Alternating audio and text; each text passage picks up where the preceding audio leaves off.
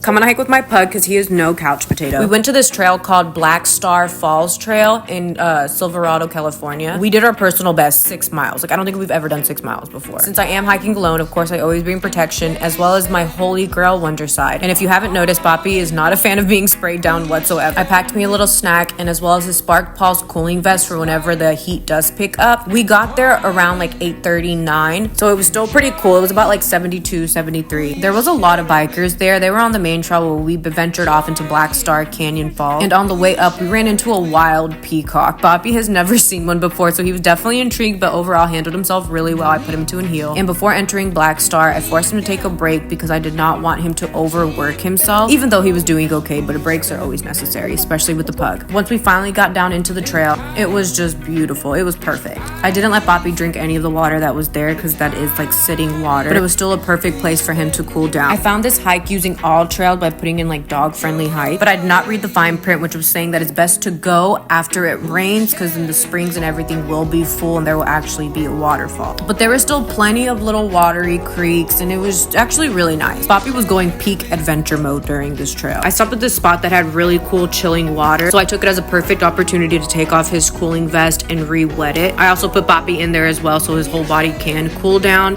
I just forgot to record. Like, when I tell you this was a hike, we was hiking. I've never seen this boy so adventurous before. All throughout this hike though, he was such a gentleman. Each time he went far ahead, he would wait for me. I tried not to slow him down too much because he was just absolutely having a blast. He kept looking back at me like, hurry the hell up, woman. There was a lot of little creeks and like little puddles of water that we had to cross. And when I tell you, he did not hesitate. Like, he really didn't. He just went for it. We finally started making our way back and I think he knew, like, he said, hurry up. He did drink plenty of water throughout this hike, as well as I gave him breakfast in the morning, so I didn't really bring him a snack. I got my snack. I'm telling you, I think he knew we were already on the way back. Like, he was kind of rushing to the car. We did another rest stop because it actually was kind of pretty hot on the way back. As you can see, there's not much shade, but I 10 out of 10 recommend this place.